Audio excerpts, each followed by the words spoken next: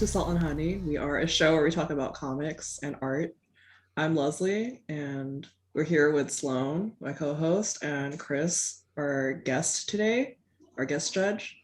And we're going to be announcing our first mini comic award. Wait, mini comics award. Yeah. I was like, it's multiple awards. There's also multiple mini comics. So So I think like 2 months ago, Sloane did like an open call for our mini comics, and we have them in like different categories. So we picked a winner for each category. And yes. I guess Sloane, you can talk about what prompted you to want to do this in the first place, because this was your idea. Yeah, totally. First, I just think comic awards are lacking, but like specifically also mini comics don't get a lot of love a lot of the time, and I feel like they're very ephemeral, especially like in the social media sphere where they're often like posted like on Twitter or Instagram or whatever. So I was like, okay, mini comic award seems like a good idea, and also like feasible as like judges. Like they're short, you can read them, pretty quickly. Anyway, that was like the practical aspect. And then just in general, I love mini comics. I think we all love mini comics and have like very giant collections stashed away in our rooms. So I think it's shoe boxes and various boxes. Yeah, shoe boxes, have them like hanging on little strings and displays. And yeah, I just really like the short form medium. Hey, keep it together. Sorry. What was I saying? Oh yeah, I really like mini comics because I love short form storytelling. I think it's like both a really impactful form of storytelling, because you have to make so many like kind of interesting and bold choices in like this compressed time that you have with the reader. And like our limit was like 30 pages, but it's like the shorter it is, like the better it has to be. And then I also like, I feel like a lot of cartoonists, when they do mini comics, there's like a really intense, like usually passion. And I feel like that translates really well in the medium too. Like you can kind of see when people are just like kind of like blazing through a story that they're really into, and it's like rewarding to see them like complete it, which is like another thing that it's nice to have mini comics for in like the short form. So anyway, that's why I wanted to do this. I love mini comics. Do you have any mini comics thoughts, Kris, Leslie? Yeah, I mean, we've been in this pandemic, and like I haven't gone to like a zine show, and usually usually like zine show is like kind of the highlight of the year, and then I go and like collect a ton of zines and like put them on a pile on my table, and then sort of like chip away at them. And then I don't know, I was talking to a friend earlier this year, and we were like, what is the mini comic scene like look like now? Like we don't know. Like it's like you were saying, like even if someone is making mini comics, it's like so easy for it to get like a flash lost. in the pan. Yeah. Like and I think that was another like really fun thing about going through all these submissions, was like almost all of them were like from artists that I'd never heard of before. And like that's really exciting to see. Like there's just so many like different artists out there, and it's so hard to like just be scrolling on Twitter and like find them. And this was just a really nice way to be able to like read a whole bunch all at once. Right. Yeah, I feel like in the past year I've read the most mini comics that I've read, or like past year as in 2021, and I guess this like whole when we had to read all the comics for judging, that was kind of the most mini comics I've ever read, I think. Especially like in like that like a designated period of time. Yeah. So it's interesting. Like I feel like I kind of fell off of mini comics a little bit because I just felt like I was buying too many of them and not reading enough of them. So I think a lot of the time I was like, oh, I feel a little bit guilty, but now it's interesting, and pretty fun to see all these people putting their mini comics on like Gumroad or other sale sites, or even just like on Twitter and seeing what's out there. I also hadn't really heard of anyone, I don't think, on the list. So it was so fun to see like really good comics come out of this. Yeah, I think there were like 3 artists that I like recognized, and I was like, oh, cool. And then everyone else was new. And I've like when we're done like recording and stuff, I have like a huge list of like people that I like want to follow on Twitter. Yeah, I think I know like one person. Everyone else, I'm like, okay, well, I guess I'm going to go find these people and follow them or whatever. Yeah, same. It was like really cool to see so many, both like new like cartoonists I just didn't know, or new cartoonists that like this was like their first comic. Like that was also really exciting. Yeah, a very good spread we got.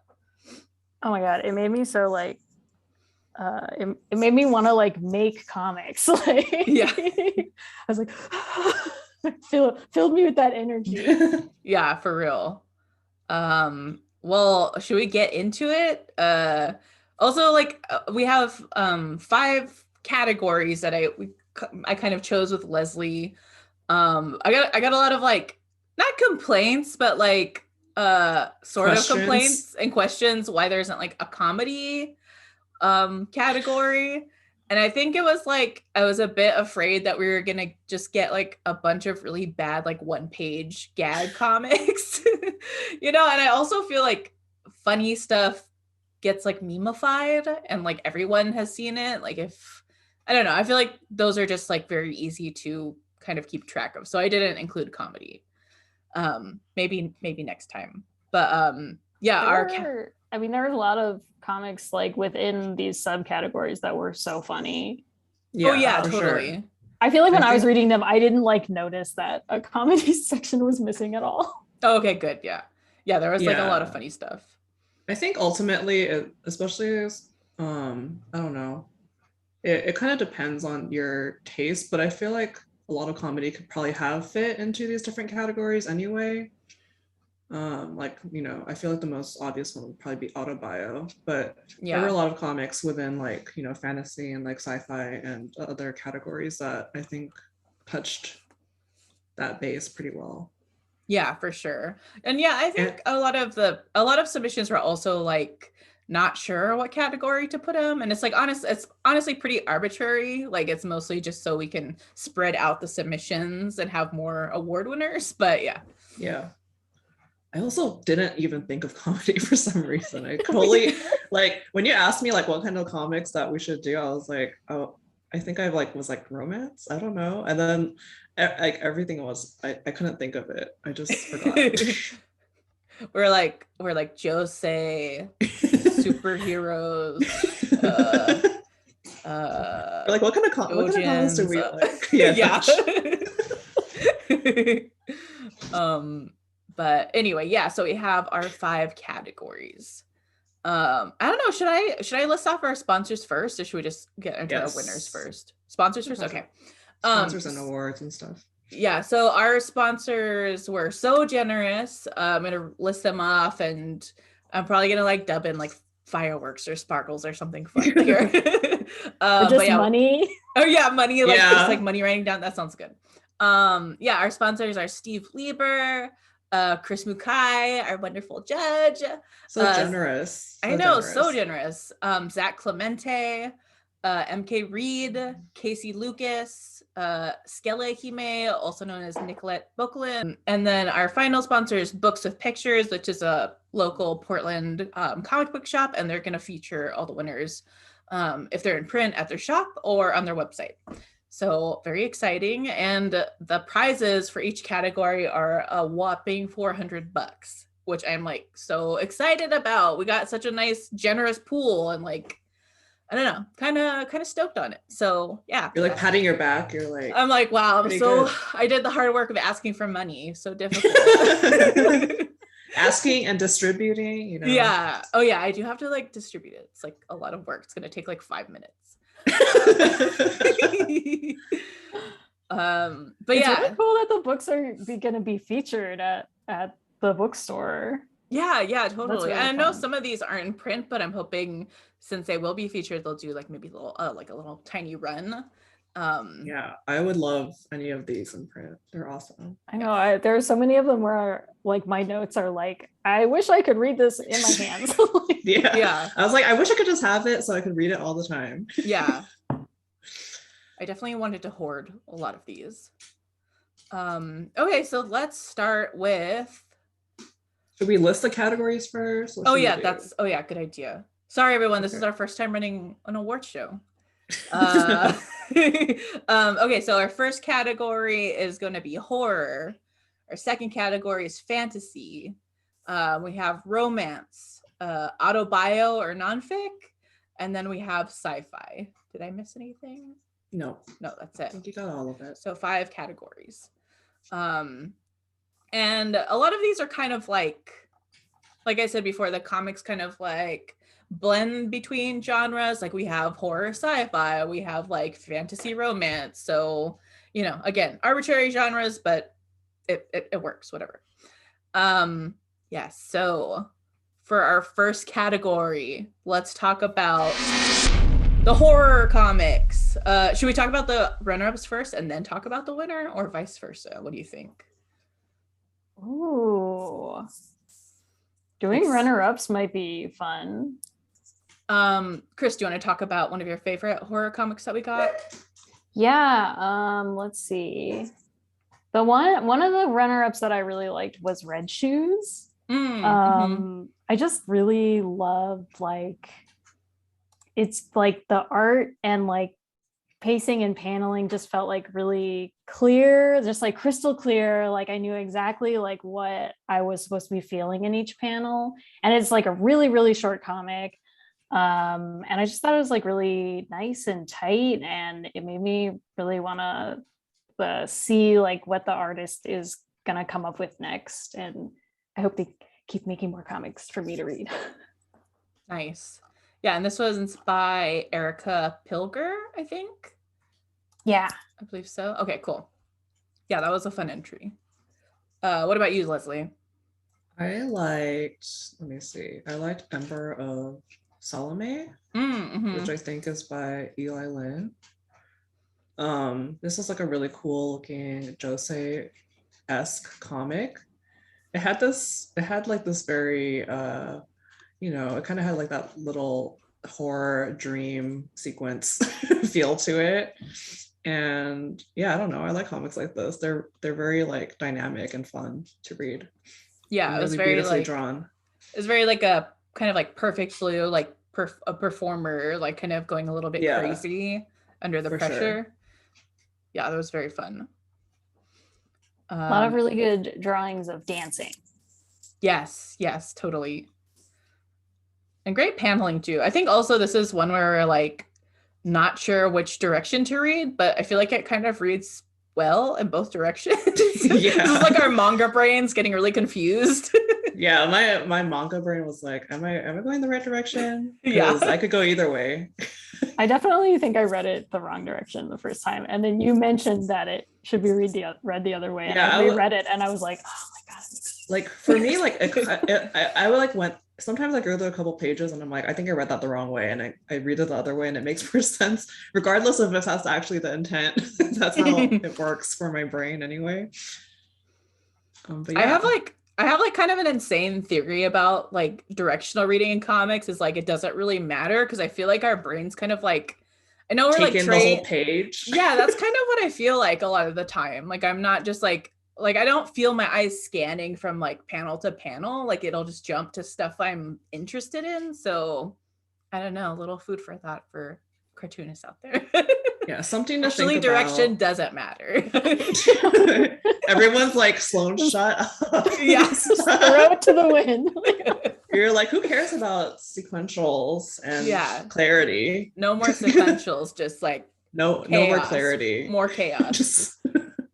If that's the vibe, then go for it. Yeah.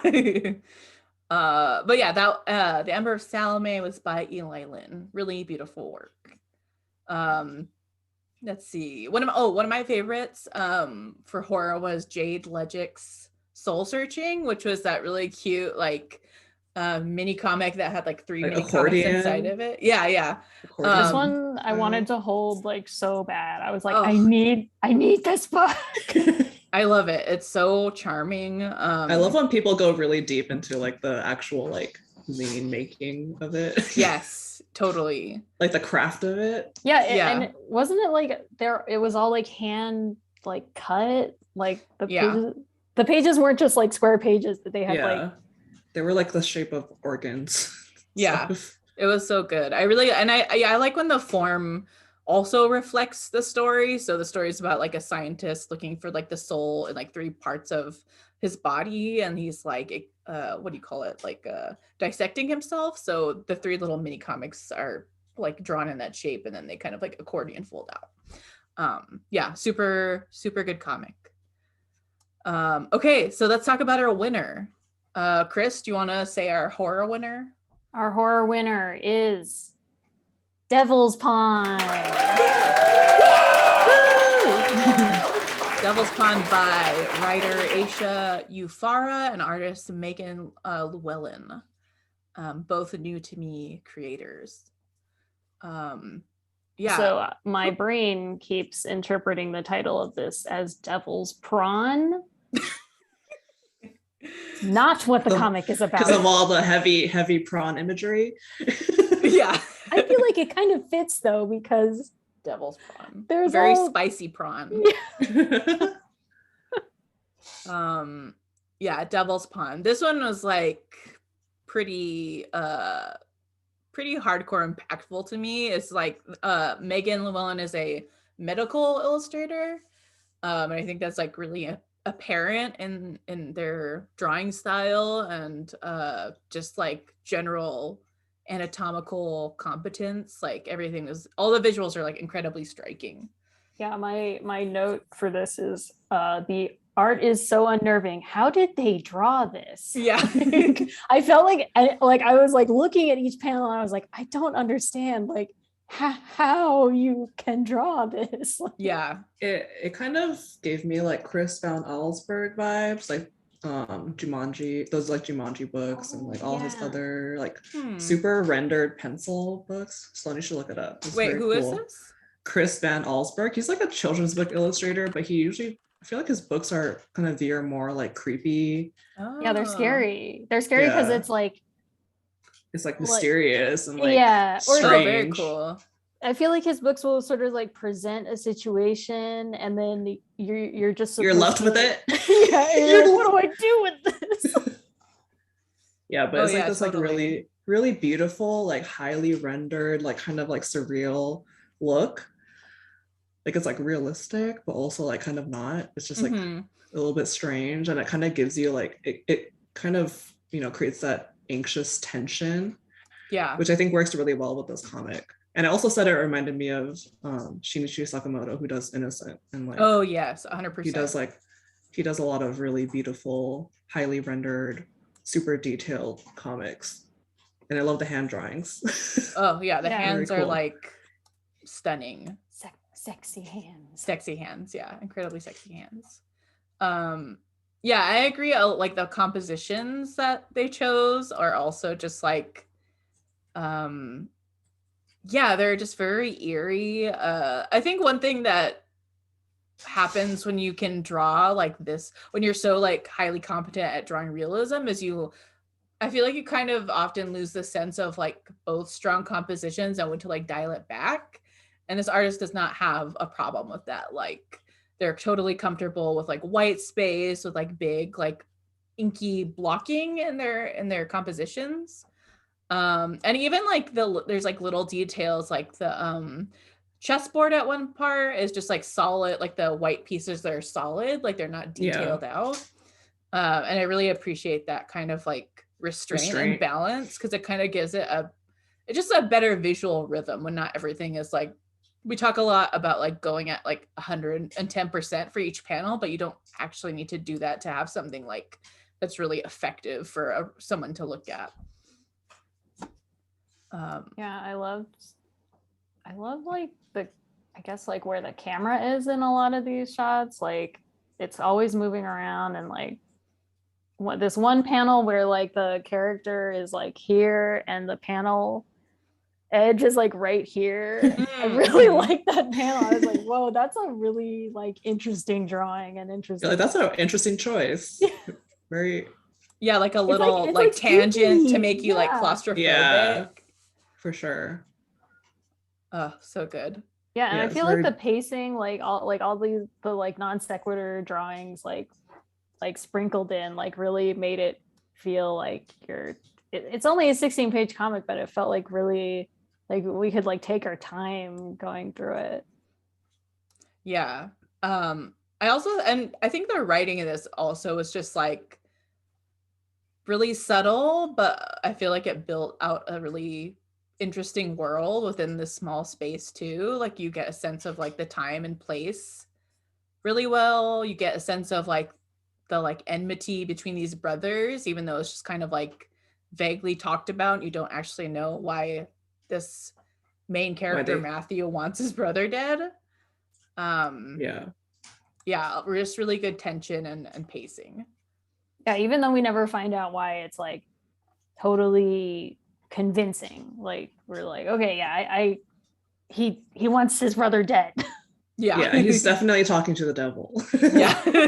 Absolutely. To the devil prawn. Yeah. We're gonna make like a fan comic for this comic. Oh yeah, it's just he's just like a shrimp.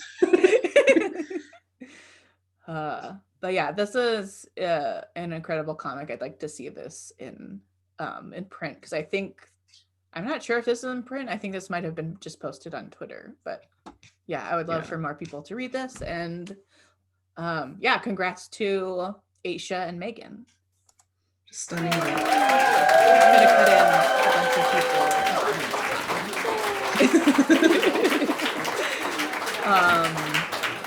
Okay, let's move on to fantasy. Let's talk about our fantasy runner-ups. Leslie, do you want to go first with your favorite fantasy runner-up? I had Crayon. Oh yeah, Paulus. Oh yeah. I really like this comic.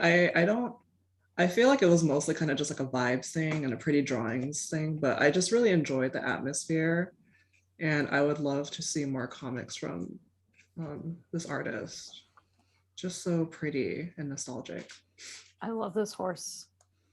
They draw so cute. The horse. Yeah, so cute. And I love like the like kind of mix of like naive drawings with like they have like a simple art style, but the naive drawings like really stick out, and they like, they contrast really well. Yeah, Paulus had a mini comic out last year that was Ignatz nominated. It's like 40 pages long. It's like really cute, really well drawn. It's called We Live on Earth, and I also recommend that one. Really good. Kris, do you want to talk about your next fantasy runner-up? Yeah, I had a couple. I think one that stood out was Where the Lotus Sleeps by Cap Ward. I just felt it was like a really ambitious comic. Like it's like set in a fantasy world, but it's about them kind of like discovering like that they're trans, like within this like Harry Potter type universe. And I just felt like they were doing like a lot of like really ambitious like panel layouts, like on every page, like every other page was kind of like this big double spread where the image was like across the whole thing. And I just thought it was like, it felt like they were like really having fun and like trying to make things like super interesting to the reader. And I don't know, I was like, oh, I appreciate this. Like, I love seeing like someone like play around with like the different layouts that you can do on a page, and like, it doesn't have to just be, 1, 2, 3, 4 kind of thing. So I thought that was really fun. Nice. Yeah, that one was really solid. Yeah, I love like when people get really ambitious with fantasy, because I just feel like my brain doesn't quite work that way. Like I would love to write a fantasy comic, but I'm like, I don't really know. I don't understand magic, but I love to read other people's interpretations of it. Yeah, totally. My two favorite runner-ups were Sandcastle by Sio Isato, which is kind of more of just like an abstract kind of like visual tone poem type thing. Just a lot of like beautiful, really textured drawings. Yeah, this was one where I was like, I can see it, I can visualize it being printed, and like I want to have it printed.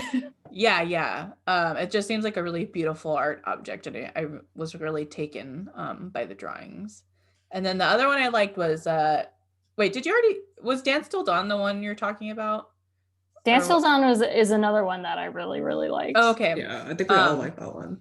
We weren't taking fan comics, but this one was really good, and I didn't realize it was a fan comic at first. It's a Majora's Mask fan comic, but I got to shout it out because I was like, oh, this is like a kind of like a genius storyline. I don't know if this actually happens in the game or whatever. It's no, like the game is yeah, the moon's gonna fall.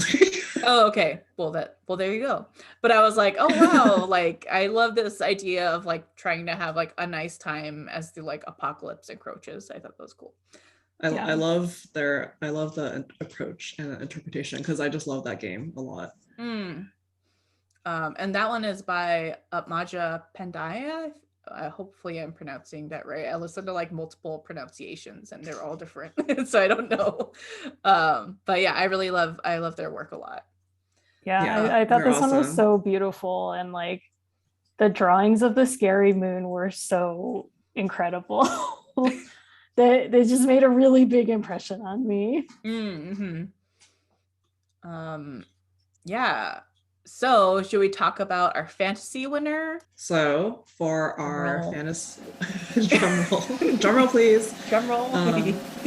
For our fantasy comic winner, the winner is Made in Heaven Inc. by Kutika Cesaria. Yes. Awesome.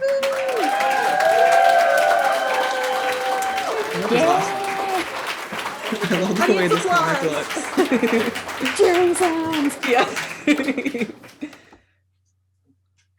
Yeah, go ahead and talk about it a little bit, Leslie. It's like it's kind of like I don't know, it's like kind of like a satire, but also like comedy. There's just a lot going on. It's like about kind of the monetization of like animal labor, I guess. I just really enjoyed this one, and I didn't expect to. I don't know why. I think I just didn't have any expectations, and I thought it was very ambitious, and I just like the way it looks, and I love the flow of the comic and the concept. I love that it was like fantasy, but it also felt like way too realistic with all of the like the jobs that don't make any sense, and just like the way that the CEO, like the way that they talk was like too realistic, and I was like, it's too much like real life. Yeah, I love how like absurd it is, but still very unfortunately relatable. Yeah. Yeah, I thought this was just like really fun and clever. I love that the dogs are going into debt because they're getting like too many pets. And the birds are like, I also like the choice of like the characters being dogs, birds, and leeches. I just thought that was really funny. I like the birds that are like social media managers. Yeah, they're and I love just like everyone redirecting to someone else. Like, everyone's like passing really the buck and is like really useless. It made me think of like what is like the most like useless job that I've ever had. And, like it really made me think about the jobs that I've had in the past. Yeah. I love the worm designs. Yeah, the worm is very good. There's a really nice like spread of like all of the dogs and animals like going from the forest into the city, and I thought that was really, really beautiful.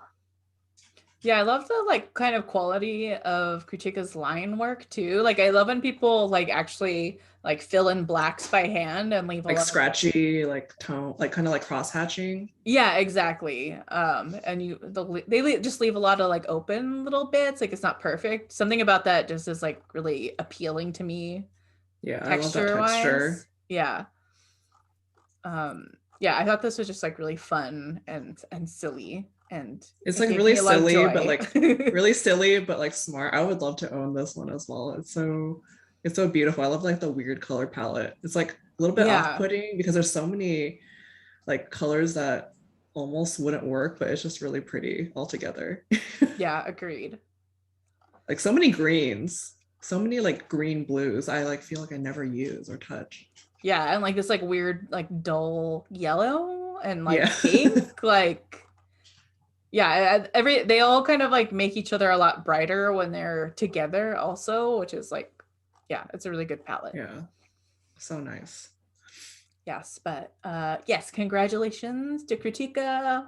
We really love this comic. I love like the rare cousin worm. Rare cousin, yeah. That he tries to like trademark his cousin or something. Like, yeah. There are just so many like funny, I guess disturbing things that happen. Yeah, I didn't expect it to go that deep. Is mad at him for doing that, like, and he's sad that they're mad. Yeah, that's so good. His like silkworm cousin, and then he like sabotages the CEO. Good comic. Funny. Good comic. Okay. Don't we all wish that we could sabotage the CEO? Yeah. Yeah, I love all the greenwashing too. It's very relevant. Yeah. This is really good. Okay, let's move on to romance. I'll start with this one. I think I think a lot of our favorites are the same for this one. So we really liked Moving On by Richard Mercado. I thought that was just like a really sweet, like kind of like your classic confessional romance comic. Like will they, won't they? Yeah, which is always fun to write and read. But I really like Richard's cartooning in this. They're both pining for each other. Yeah, pining. I love some pining. I like the two-color palette, two-color print like look. It's just really pretty, and yeah, it's like sweet. Like I feel like it's not like trying to be anything crazy. It's not trying to like tell this crazy story. It's just like a sweet a sweet character study. Yeah, it felt very like satisfying at the end. You're like, yes, yeah, yes. My note is their love language is gift giving. Yeah. So true. Sweet. Yeah, I really like the textures and kind of toning Richard did for this too. I thought it was all very like visually appealing, and like the little flashbacks in like light pink, like that was really nice. Oh, and the captions that are like on note paper. That's cute. I like that a lot. Yeah, do you have any other favorites, Leslie or Kris? I think that was the only other one other than the winner. I also like Tender is the Night by A.L. That was another one where it felt like so printed and soft. Yeah. Like it looked like it was like reso printed, and I was like, yeah. Let me have I really like the drawings in it. And this was another like short, like soft story of just two people having a conversation. Thought it was really sweet. And another one that I really liked was Date Night by Philippa Estrella. And that one is also another like really sweet, like girls out on the town type story. And sometimes I just want to read a comic about like two kids going on dates. Like let me just read about people like going on dates together, like and being cute. Yeah, I love it. And I also thought the backgrounds in this comic were really good, like like really detailed backgrounds, and it made me I have like cabin fever now because it made me just want to be like, I want to go to an arcade. Oh yeah, take me there. Yeah, the cartooning and date night was really good. Yeah, I love the limited palette as well. I think it works really well. Yeah, this was like an interesting category because we also we got like a mix of like romance but also like erotica, so it was just kind of interesting to see kind of the breadth of what people are doing in this genre, because I also think romance is kind of underexplored in like US comics. Underrepresented. Yeah, exactly. Yeah, it felt like we didn't get too many like submissions for the romance section. Yeah, I think this is our like lowest in the romance category for sure. But yeah, let's talk about our winner, which is My Cicadas Are Dead by Jade LFT Peters. You put cicadas in this one? Yeah. Oh my god. Just like highly detailed cicadas. Yeah. That can be the applause. Don't they make like a terrible like buzzing sound too? Yeah, they're very loud. I'll insert that here. Yeah, so this one was submitted under Sci-fi, but it's also like in the description that Jade gave it also about love, and I don't know why, but I felt like this one just had like an interesting combination of like, I don't know, it just felt like more emotionally dense to me than some of the other submissions we got, and I just really liked it. It's about an android and a human kind of like reflecting on the remnants of human civilization, where like most humans have been wiped out by some, I don't know if it's a disease or something, but also I mean it's described in the comic as like waking up and everyone is gone and all that's left is a puddle of blood. Yeah, that's it. Yeah. And I read that, I was like, what? I was like, what does that mean? Yeah. People were just like vaporized on the spot. Yeah, they were just like imploding or something, or yeah. That and like this human character is reflecting on like they were also looking forward to like the cicadas hatching after like a decade or something of them being in hibernation, and but they died and they couldn't see them. It's because they grow in the earth for 17 years and then they all come out at once. Oh, okay. I'm from Maryland, so cicadas are, I felt so biased towards this comic because I was like, you're like, I understand the cicadas. Really important part of yeah. my identity. Cicada spiritual connection.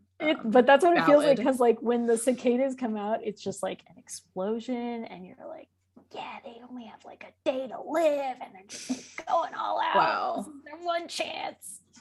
They That's waited so cool. 17 years for this. That makes it even better to me. Like I didn't really know anything about cicadas. I didn't know they lived for a day, so that's like a nice little, I'm not gonna look that up, but Kris Wait, I don't actually know how long they live, but it's not very long compared to the 17 years that they like their incubation period or something, or there's so many nice things with the cicadas as a metaphor, like the briefness of like the human character's life compared to like their android like partner, and also like the nostalgia of like this character's young, so they know I think they saw the cicadas before when they were little, and so basically 17 years is like, you know, childhood to adulthood. So I kind of like that echoing of like almost like a lost adulthood because of this apocalypse. Like, yeah, that's really cool. I love how subtle the world building is. I thought it was really nice, and it wasn't like too in your face. I feel like, you know, sometimes sci-fi suffers from info dumps, which is hard to read and kind of like hard to absorb. So I just like how it's kind of like a slow trickle of like why the world is the way it is, and you kind of want to learn more about it afterwards too. I felt like their conversation, like the dialogue and their conversations with each other felt just like so natural, and like you're finding out about the world just by things that they're mentioning to each other. And I thought it was great. And just like the way that they are talking to each other and like looking at each other, I was like, you can tell that they love each other. Yeah. Just like, like a little like hand kisses, and like when the one character mentions that the android forgot to like reset their clock, and just like these cute little intimacies like that, I feel like are a little bit more like complex, and they like ring a little bit truer, because they like confessions are very like big and splashy, but it's not like something you share. Like a confession is like kind of like your own, I don't know, it's just like a one-time thing, whereas like I feel like these little intimacies that these characters have are like earned and also reflect like a longer relationship, if that makes sense. Yeah, sometimes the established relationship hits different and harder. Yeah. It's built different. Yeah, for sure. And then just the cartooning in this, I love the character designs for this. I like how they're like simplified in some of the panels. Yeah, the faces and just how they're designed is like so interesting. Yeah, I loved it. And nice, like just like good like kind of like bold compositions, like, or layouts, like panel wise. Like I like the big like kind of like one-page spreads where it's like technically like separate panels, like the one where they're like kind of like holding an arm and there's like the cicadas at the bottom as they're like chatting. I don't know, just that kind of stuff I really like. I like the one where she's like looking at all the like androids around her. I love that one. That's like my favorite. It made me think like, page. Man, these androids like look so good. Like, like what world is this where we have like really good looking androids? You're like, who are these hot androids? Yeah. And also on that page you kind of see the human character looks totally different than how they look now, which is another like little subtle world building. Yeah, it made me I was like, I'm so curious what happened. I want to know what happened, but I guess, TBD. Yeah, I would love like a whole long ass series of this. Yeah, totally. Oh, and that was like another thing, like they're going to see like a city that's still lit up even though there's no humans there. Like I thought that was a nice little just interesting world building like detail. Like, oh wow, it's like not a lot, it's like basically one line, but you get like an entire history with it. So just so many good storytelling choices here. Yeah, that was great. Awesome. Okay, shall we move into Autobio category? Kris, do you want to start us off with your favorite runner-up? Ooh, this was hard. There were so many in this category. It was hard to narrow it down. I really liked Polly Who 2 by Jem Milton. This one, it felt just a really solid diary comic. Like it felt like I was reading like their diary for like a long period of time. But all of the pages were like really funny and clear, and just it was just enjoyable to sort of go with them throughout. It's about them transitioning and just sort of like being along with them as they go through this like pretty big change. And I love that everyone in the comic who was an asshole like was drawn as a human. Like they didn't get to be like a cool animal. Like I love that decision. Yeah, I like that. Very smart storytelling choice. Yeah, I just thought this was a really nice, thorough exploration of this character's experience, and very cute style. I love it. Give me more like animal comics. Yeah. please. Evergreen. Leslie, do you have another favorite Autobio runner-up? I like was looking at my notes, but I feel like I only wrote notes for the winner. Oh, okay, that's okay. I have one. I Hate Introspection by Helen Schrumpf. And that one's just like, I should have opened it up earlier. Where is it? I like this one too. It's like very colorful and abstract, and it felt like sort of like a fine art comic. Like, yeah, totally. Like I wasn't reading just a comic, it was like the next level. Like I could see each page like being its own like painting. Yeah, everything was very really like pretty. like layered, like almost like a layered medium, I guess. Like it looks oil like pastels and like a bunch of yeah, this one is just like super visually striking to me. I wasn't super invested story-wise, but like I just think a lot of the comics here are again like super passionate, very like experimental and like bold, and like I feel like I wasn't sure like where visually it was going. So it was like really exciting to basically read each page. I especially like that one spread. I think it's like 1, 2, like the third to last, where they're like he's like pulling a blanket off like a figure, and there's like kind of like a explosion of like flowers kind of coming out. I really love the rendering on this a lot. Yeah, this is really beautiful. There's a panel that has like this big black like cloud on it that's really cool too. Yeah, this one I wanted printed out. Yeah, I also want this one too. Super pretty.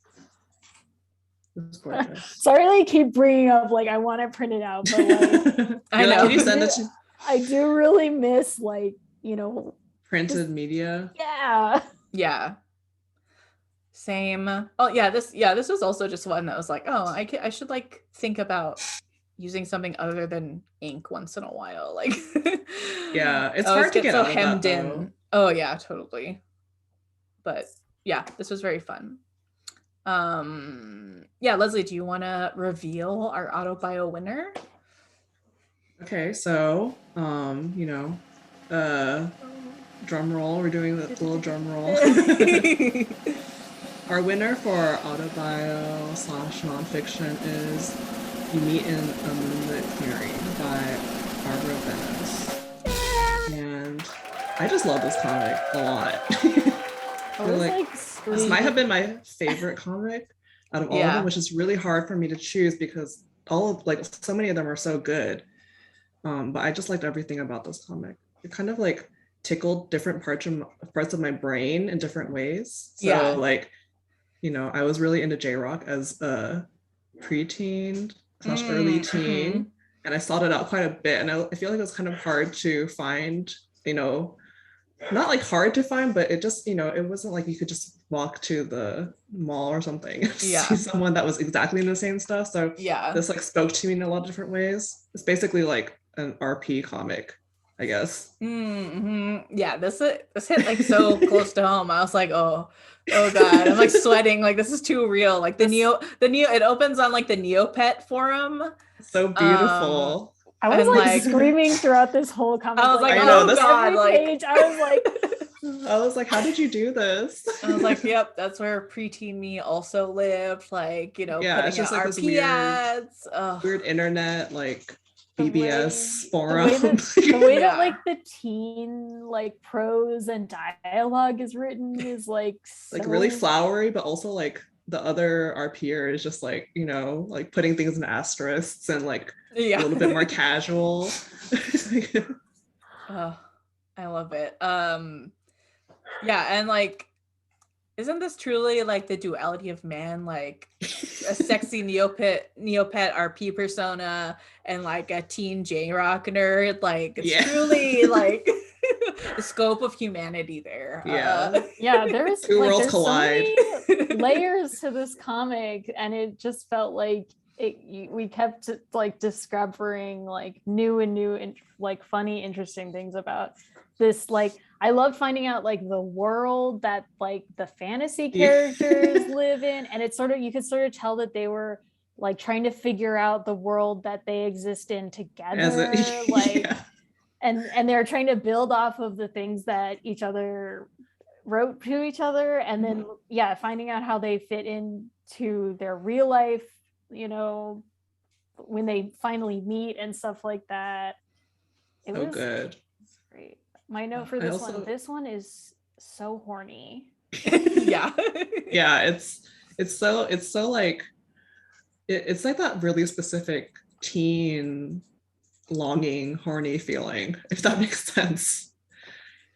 I just love it. I need a print version of this ASAP. Yeah, please, Barbara. I need it. The alternate J-Rock names make me laugh so hard, especially Get Caught. Yeah. Get Caught. And I really like the way Schwartz's hands look. Like they're like this claw. Oh yeah. I love the page where the Fae is like they reveal that they know all these bands, and and they're like, they have like their little like tape up, like horrified that they know all these obscure things that only they know about. Yeah, I love it. Yeah, they're like having a meltdown. Yeah, they're like freaking out. And I love the dynamic of someone who RP'd for a long time, like of like there's like a character dynamic of like who has the upper hand, but then as like a people, like there's also that dynamic, and I like seeing that struggle in this comic. So good. So much good stuff in here. I love the line, "Why was I cursed to be so tasty?" Yeah. Also, like the art in this is just like really good. I love the redraws of like the like chat boxes. Like that's always like really charming to me. I kind of find how they handled shading stuff. Like there's a lot of like scribbly bits, but they also have like this kind of like airbrushed purpley thing going on, and it works like really well. I was like actually surprised by like how sophisticated it looks, which I think is like a superpower. Like people who like, you kind of called it like a naive style. It's so like clean. It's like so tight in a lot of ways, and it's weird because I feel like it's kind of you're kind of not going for that, but it's also like perfectly clean and perfect. Yeah, exactly. It's like this is like the opposite of like Megan Llewellyn style, but it also takes the exact same like knowledge base to like simplify stuff and like make it this clean. Like this is another one where I'm like, how did you draw this? Like, why can't I draw like that? Like taking notes, like yeah. I also like another like alternate J-Rock name. I like this Bumpa Vlog. Bumpa Vlog. So hard. Yeah. Oh my gosh. Yeah. Love and it. The Element Air. Phantasm Branch. Yes. It's just really excellent. good. Really, really well thought out. Wonderful concept. Just, Yes, highly recommend. Everyone should read this.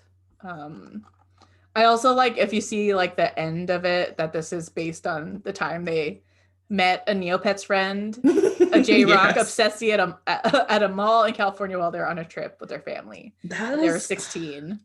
Has everyone done like a variation of that? Because I feel like I've also done that. It's like you're like meeting people that you don't know, but you're like, yeah, I know them. And your dad's over there. Like, yeah. Meeting for the first time, but you're like, no, we know each other. It's fine. You're like, our characters had sex, and like, oh yeah, that's also my mom. You can meet her too. I really like the end pages and the whole design of it as well. It's very good. Same. Congratulations, Barbara. You're incredible.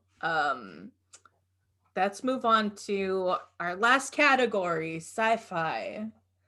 I will take this one. I'll start it off with our favorite runners up. I have like a lot. There's like a lot of good entries. This one was also really, really hard to like just pick one. I was tearing my hair out. This one was rough. I think Okay, so one of my favorites was Leo Fox's Goodnight Starman. I think we all really love that one. Again, kind of like an abstract story-wise, but just like really fascinating visuals. I really like Leo's just like body of work in general. They had another good comic come out, I believe last year, called Prokaryote that I bought, and they self-published, but just a really, really cool artist. Yeah, this one I felt like had some of the strongest visual imagery out of like any of the comics that we read. Like, this was one where I like looked at a page and then was like, if I can immediately recall like what it looked like. Yeah, it's so gorgeous. So much going on. Leslie, do you have another favorite? Another favorite of mine was, why am I like blinking? I liked Number One Filipino Girl by Danielle Chuotico. And I feel like the reason why this resonated with me is because I like, culture / identity specific sci-fi. Like I feel like it's an interesting take on something that is like really, a lot of well-trodden territory, but also it makes it new and fresh. Yeah. Yeah, I mean, I just really liked all the cartooning and like the thought that was put into this one. Yeah, this one felt like very specific, and it felt like, yeah, like the artist was like really honing in on the story that they wanted to tell and telling it in like a really tight way. Yeah, it's a really good comic. I really like this person's cartooning style, and yeah, excellent story. Yeah, Kris, do you have another fave? One of the ones that I really liked was Golly by Masha Zdenova. This was like, I just thought there was a lot of interesting stuff going on with the story, because it's like about the girl, and she's losing her like robot friend at like a robot cafe. But so she's like dealing with that, and then she's like dealing with like this like weirdness within her friends group. Like one of her friends is like being like really weird to her, and her other friend is like, you got to figure this out. And like I just thought it was like really, there's just like a lot going on, and I don't know, I thought it was really ambitious, and like to juggle so many different like storylines within it. And I like got so invested in these characters. That's awesome. I was like, yes, tell her off. Like, go get the robot. Like, I love like that like unbalanced friend dynamic, because it just causes so much tension, and it's just like, we do need to see more stories about friends and bad friends or whatever. Like just, the whole scope of friendship, and like, figuring out how to advocate for yourself, I guess. Yeah. It just feels really good when like the character is finally like, telling the other person off. Like, yeah, this one is, like you said, very ambitious. I think I'll name like one more favorite, because I also really liked it, but Agent Blue, The Millennium Ball by Chloe Howard. I think we all really liked that one. This one was awesome. So beautiful. I just love the way this comic looks. Yeah, just like another one that's kind of like, it kind of feels like it was like some teens like RP characters, like and also drawn again in that style that's very like unassuming and like sweet. The way this was drawn like blew my mind. Yeah. I was like, I don't understand. Like, I wish I could draw like this. Like, I feel like when I was like a child, I tried to draw comics, and they never like got to this level where like they were actually finished. Yeah. And like, a realized story and like characters. So it's just so fun to see this comic. It's just, I don't know. It's like, I wish I could have done this. Yeah, it makes me very nostalgic and like for like a time period when I was like, oh, I'll just like use whatever trope I want and like I don't care about anything else except like my little like OCs and like putting them in cool clothes and like in a mech or something like and, yeah, like, the clothes are really like, fun fighting. like the ball, I love the clothes. all of like the ball scenes and stuff. Oh my god, yeah. Bell bottoms with huge chunky shoes and bell bottoms and ribbons. Yeah, I love it. Yeah, this one was really good. I also like the little character that's got like the little like stitched eye. Oh, yeah. It looks like a fried egg. Yeah, he does. Yeah. Yeah. Excellent work, Chloe. And now I will reveal the winner. The winner of the sci-fi category is Mark Mashad with Arc 29, issue 3. Congratulations. Spaceships. Yeah, spaceships, lasers, ominous hum. Ominous humming. Please put ominous humming. Yeah. Yeah, this was really cool. This was part of a I guess an ongoing series, but this kind of stands alone. And yeah, I don't know. This is just like, again, like very competently drawn. I love like cosmic horror and like weird abstract, figures and stuff, and that this comic had it all basically. Yeah. What did you think about it? The like the specter that he sees in this comic, I really like how it's designed. I just think it's really cool and like it's really like scary to look at. Yeah. Yeah, it's very ominous indeed. Yeah, this one I like when I started reading this, I was like not sure if I was gonna really like it because it starts off with like these very dense narrative word panels, and I was sort of like, I don't know. I usually don't gravitate towards like comics that are drawn or written in that style, but like I could not stop reading this one, and it just felt like I was just like turning the pages and being like, what happens next? Yeah, right. I felt like I was intrigued by the world from the other issues. Like, it was so interesting because I also don't gravitate towards that. Like, I feel like my brain kind of shuts off a little bit when I see like huge blocks of text. But I was like, this is interesting. Like, who are these people? So it was like really cool to see characters that were mentioned in previous issues, like have like, actually have their own stories as well. Like, it's nice to put a face to the name. Mm-hmm. Yeah, I liked the like sense of just it just felt like there was like ages and ages of like world building or world history or lore like baked into the comic, and the way that the character would be like, but I'll tell you about that story later. Yeah. And but like seeing the other issues that were submitted, I was like, so but we will read those stories later, like it's all been figured out, like yeah oh cool. It was very cool. Yeah, I really enjoyed this series. Mark and Mark and his brother actually have a series that they do together called Home. And yeah, and I'm jealous of like having a comic sibling. That's pretty cool that you can collaborate with. But yeah, I really love this comic a lot.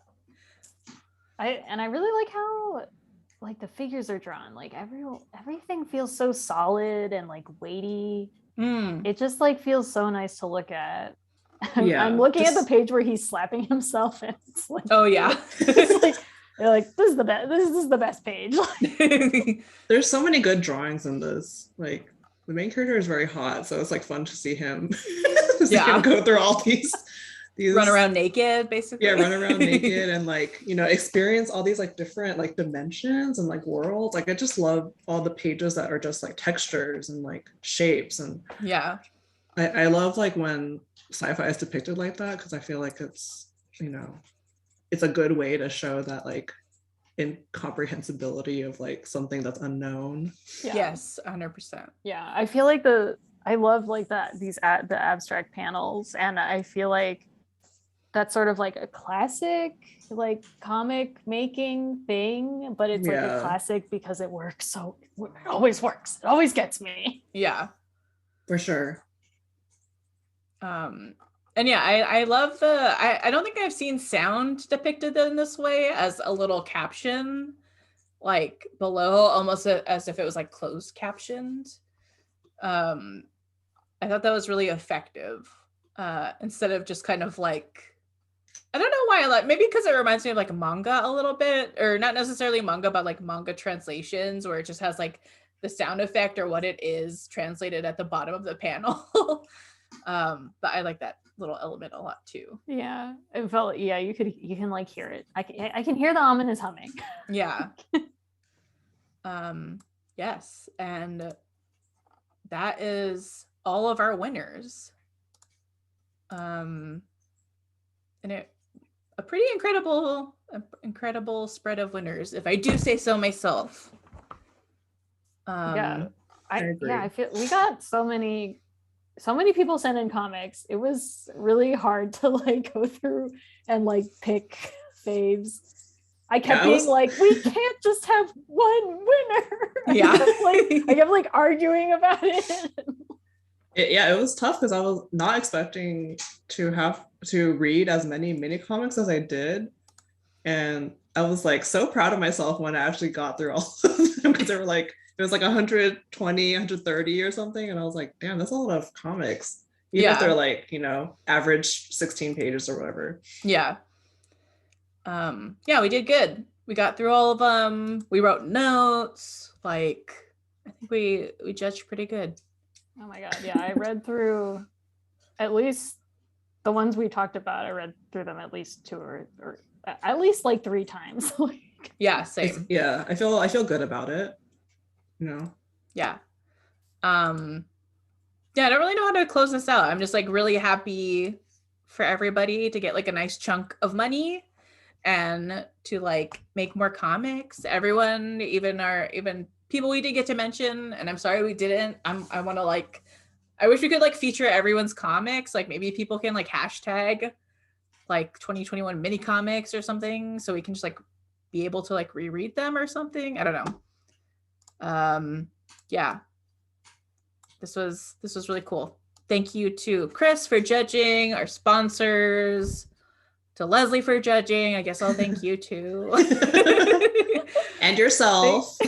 Thank you to me for like organizing everything. Thank you for organizing this. Like,